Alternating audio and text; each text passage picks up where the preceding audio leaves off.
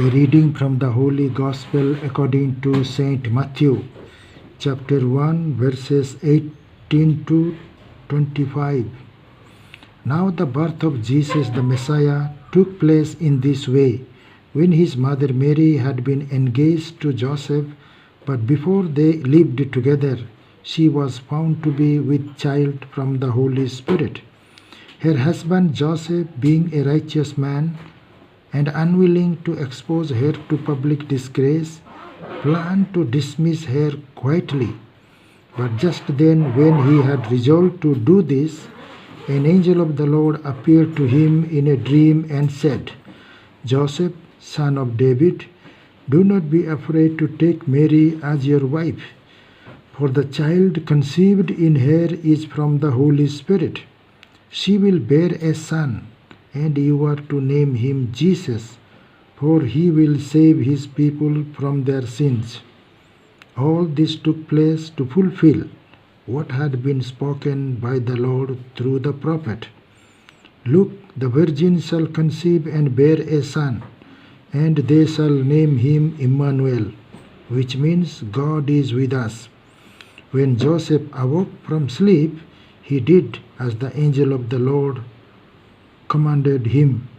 He took her as his wife, but had no marital relations with her until she had borne a son, and he named him Jesus. Gospel of the Lord.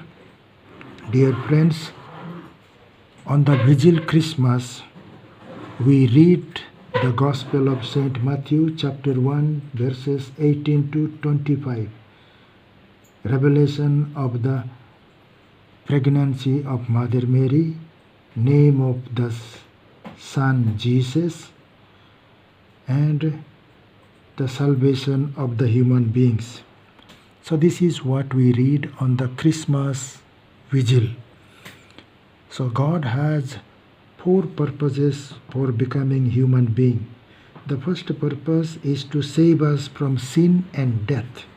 It is only God who can save us from sin and death.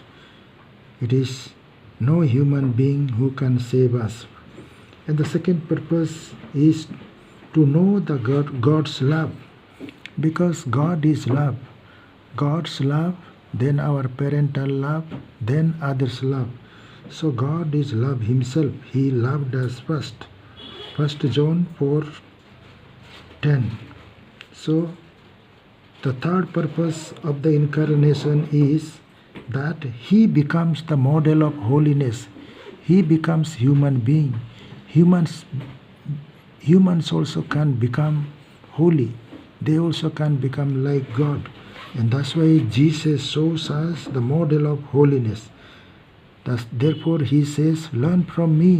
I am lowly and humble of heart, and you will save your souls." So in that way, Jesus is our model. So we are called to deny ourselves, carry our cross, and follow him. And the fourth purpose is that we participate in his divine nature. 2 Peter 1-4. Escape from the corruption, lust, and sin, but participate in the divine nature. So we are called to participate in the divine nature of Jesus, because Jesus is one person, 2 natures. He is fully God and fully human, but he is both. He is one person. So divinity also with him and humanity also with him. But we are human beings. So Jesus is inviting us to join in his divine nature, to be holy, to be sinless, and to live eternally. That is what God is. God is uncreated, but we are created.